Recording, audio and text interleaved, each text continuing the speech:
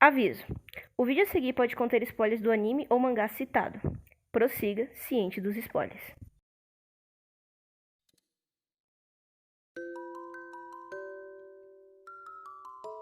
Hajime Maste, tudo bem? Aqui quem fala é a Tônia, e como primeiro vídeo aqui do canal, que decidi fazer explicando o universo de algum anime ou mangá que eu gosto bastante, decidi que irei falar hoje dos mistérios que circulam o Colégio Carmone, mais especificamente os 7 mistérios. Mas antes, deixa eu fazer uma perguntinha bem básica para vocês. Você já escutou esse boato? A história dos 7 mistérios que existem nessa escola.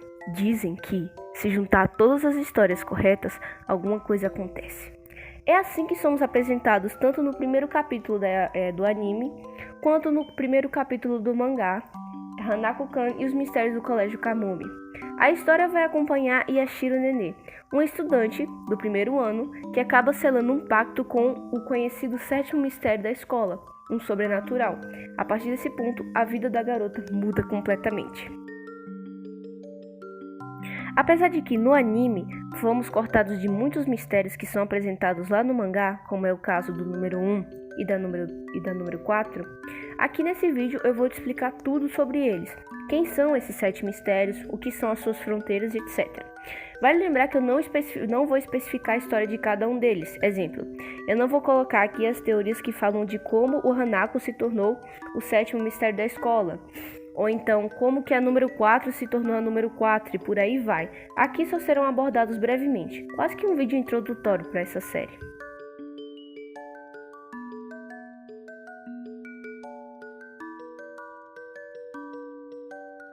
As fronteiras são introduzidas lá no capítulo 4 da edição 1, a qual Hanako explica que dentro do Colégio Kamome existem 7 lugares que conectam o mundo normal ao sobrenatural, chamado também de mundo espiritual. Cada um dos mistérios é ligado a uma fronteira. Caso um humano acabe entrando em uma das fronteiras, a sua existência é completamente apagada da face da Terra, o tornando esquecido. Isso acontece com a personagem Aoi Akane, melhor amiga de Nene, a qual acaba entrando na fronteira da número 2, ou melhor dizendo, a escadaria Misaki. Kou ainda complementa Hanako, dizendo que as fronteiras são os mares entre a margem desta vida e a próxima, por isso elas afetam tanto nós, seres humanos comuns. Ali também permanecem aqueles que não têm lugar para ir. Vale ressaltar também que cada um dos sobrenaturais presentes na história tem a sua fronteira e, na maioria das vezes, tem total domínio sobre ela, como é o caso da escadaria Misaki e do Inferno dos Espelhos, por exemplo.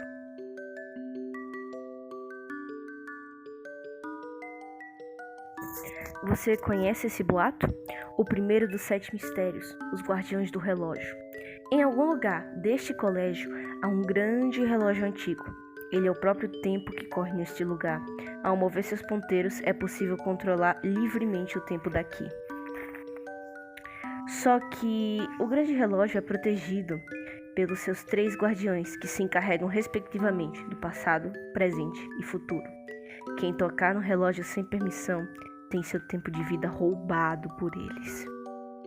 É desta maneira que somos introduzidos no capítulo 23 da edição 5, cujo título é Os 3 Guardiões do Relógio.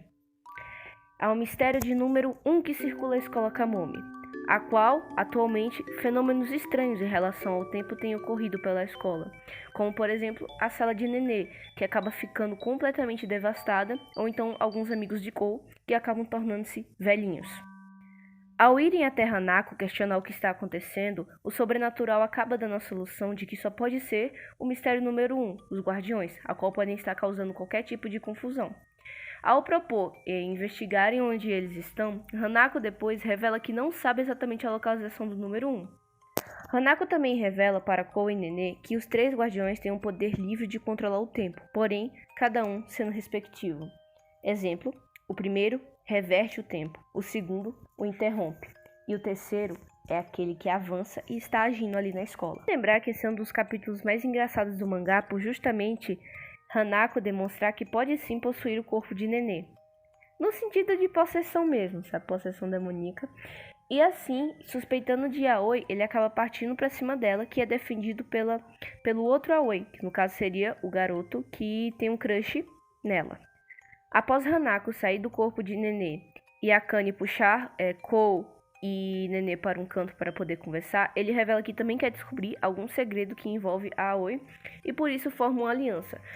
Supostamente, e vocês vão entender logo mais o motivo, ele não pode ver Hanako. De tal forma, após a formação dessa aliança, eles começam a seguir a garota por todos os cantos do colégio, onde Akane constantemente declara seu amor por ela. Após chegarem lá no auditório onde a Aoi estava limpando, Akane mais uma vez declara seu amor a ela e começa a observá-la. Neste meio período, Hanako invoca seu Hakujudai e acaba atacando a Aoi, na intenção de que o guardião do relógio se revelasse. Desta forma, ele puxa Nenê para que ele visse, e, após o ataque, é revelado quem é o guardião do relógio. Para surpresa de todos ali, Akane é o guardião do relógio, ele é o guardião do meio. Por isso, ele consegue parar o tempo, deixando até mesmo Kou completamente congelado no lugar.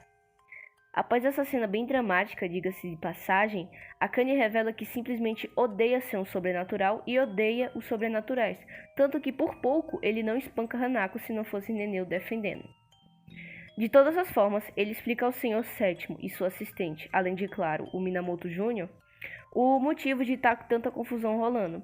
Ele revela que Mirai, a guardiã mais nova e aquela que acelera o tempo, ou seja, ela coloca tudo para o futuro, acabou fugindo e está causando confusão pela escola. Akane também revela que ela é muito difícil de controlar por justamente agir completamente feito uma criança e tocar em tudo que vê usando seu poder para acelerar o tempo e causar toda a confusão que está sendo apresentada ali na trama. Como dito antes, cada um dos guardiões controla uma passagem de tempo, o passado, o presente e o futuro, a qual eles podem regredir, pausar e acelerar, como dito antes. Akane revela que o seu relógio, ao qual ele carrega para todos os lados, pode parar apenas 3 vezes ao dia e apenas por 5 minutos. Nota para a comédia. Nos é revelado nos extras da edição 5 que o Akane simplesmente, na maioria das vezes, usa do poder do relógio para pausar o tempo e ficar admirando a Aoi. Aí é nessas horas que eu apenas fico, Why you so obsessed with me?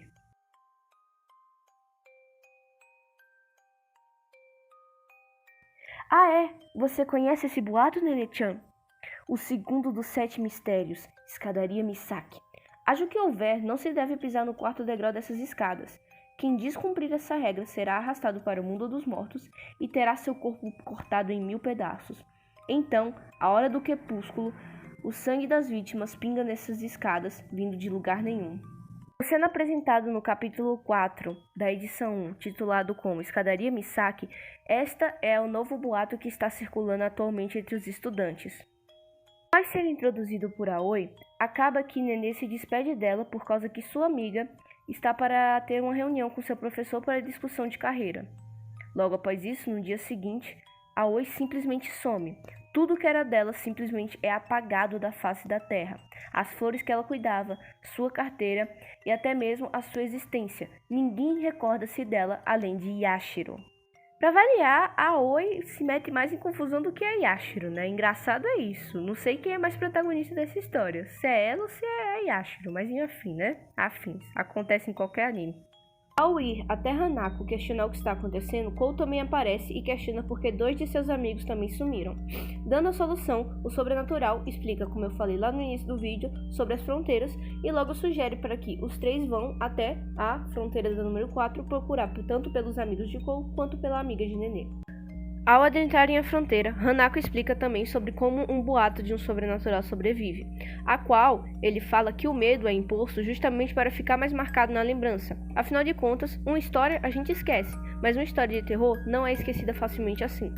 Desta maneira também, Nenê encontra um telefone que, ao tocar, revela-se que do outro lado da linha está Misaki, o espírito daquela escadaria, a qual conta que, antigamente, lecionava na escola ao final da escada e pede para que eles procurem seu corpo. Assim, ela propõe um desafio deles acharem seu braço direito antes que o tempo acabe, a qual uma ampulheta gira e começa-se a corrida para achar todos os pedaços. Ao irem pegando membro por membro, acaba que em um determinado momento eles esquecem da ampulheta, que acaba terminando com a sua areia totalmente escorrida para a parte de baixo, a qual todas as bonecas ganham vida e começam a partir para cima dos 3. Ali também revela-se como é que a escadaria desmembra todos aqueles que adentram aquela fronteira. É um enorme tesouro que começa a perseguir os nossos protagonistas por toda a fronteira. Ao se cansar de receber tantas ordens, Cole pede para Hanako explicar se há uma maneira de eles enfrentarem diretamente a sobrenatural, a qual Hanako explica que sim, existe uma maneira e que Yashiro seria necessário para isso, pois ela seria responsável por destruir o amuleto dela. Ao finalmente chegarem ao topo da escada e se afrontarem com Misaki, ela revela que há muito tempo não via um corpo humano e por isso não sabia exatamente identificar como este era. E após alguns rolos, que como eu falei antes, aqui não será explicado a história de cada um dos sobrenaturais, Misaki revela-se ser Yako, seu verdadeiro nome. Após a destruição de seu amuleto, Yako revela que pode transformar-se em raposa e parte para o mundo real junto de Hanako, Cole e Nenê. Cole vai embora já feliz por ter recuperado seus dois amigos e Hanako fica para conversar com Nenê, a qual explica que pede para que ela altere o rumor da escadaria, se assim ela desejar. Nenê, muito simpática, tenta fazer amizade com Yako, que a trata rudemente. Tirando o domínio que ela tem totalmente dentro de sua fronteira, a qual ela pode controlar diversas coisas ali dentro, Yako revela também ter o poder de se converter tanto em raposa como em humana, e isso é mostrado diversas vezes, tanto lá no anime quanto no mangá. Porém, ela aparenta ter uma preferência bem maior em ficar transformada, em raposinha. Uma coisa bem interessante, se for para notar. Sim, e isso também gera diversas piadas com Hanako dizendo que vai fazer uma Kitsune Kandon.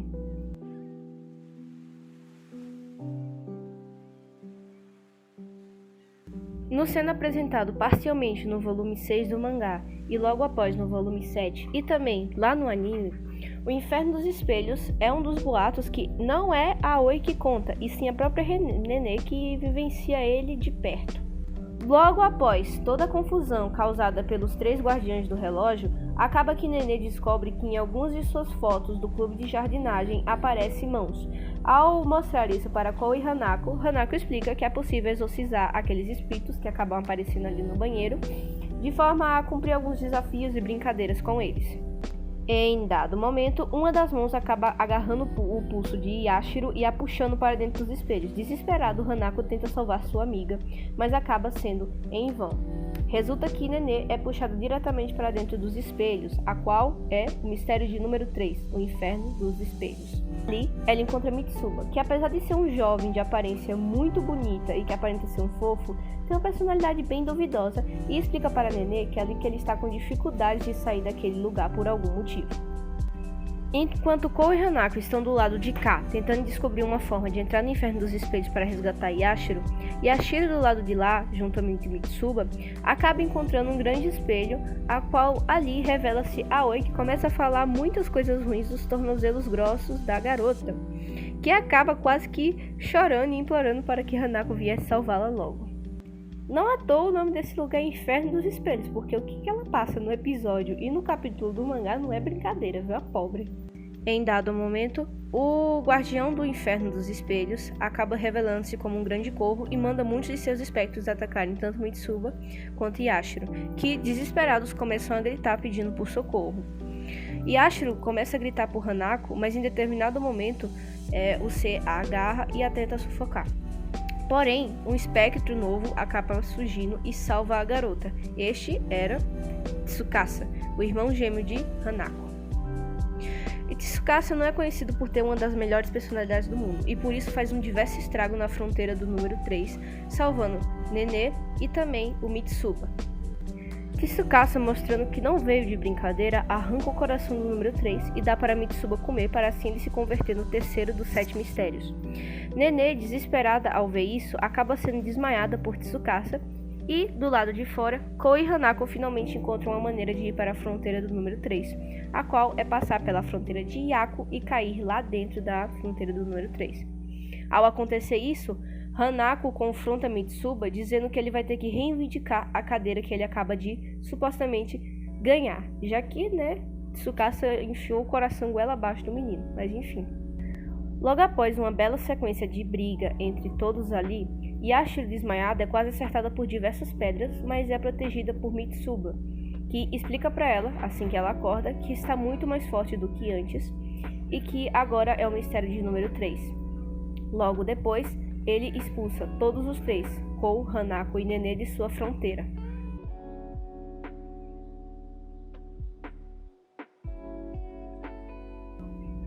Da mesma forma que Yaku, o número 3 tem total controle sobre a sua fronteira, demonstrando ter um grande poderio mesmo, já que ele tanto consegue invocar espectros dos espelhos, quanto mudar a sua forma e aparência física. Mitsuba, ao comer o coração, revela também que pode mudar tanto a sua aparência física, quanto usar os ossos que ficam ao seu redor como uma proteção ou um ataque. Apesar dele ser um pouco covarde, ele demonstra bastante isso na cena de salvamento da Yashiro e no breve enfrentamento que ele tem contra Hanako e Kou.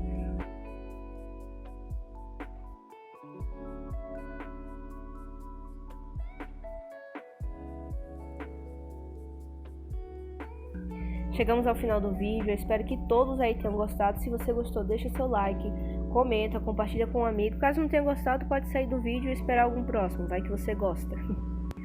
Esse foi literalmente meu primeiro vídeo na rádio, então perdão pela qualidade, eu tô literalmente gravando com um microfone de fone de ouvido de celular. E também perdão por a edição ter ficado um pouco chata, eu tentei variar bastante, colocando trechos, o vídeo ao fundo também, etc. Mas eu espero que vocês todos tenham gostado. Tem alguma sugestão de próximo vídeo? Deixa aí embaixo. Logo mais eu vou lançar a parte 2 com os 4 mistérios restantes. Obrigado por ter ficado até aqui. Um beijo. Sayonara!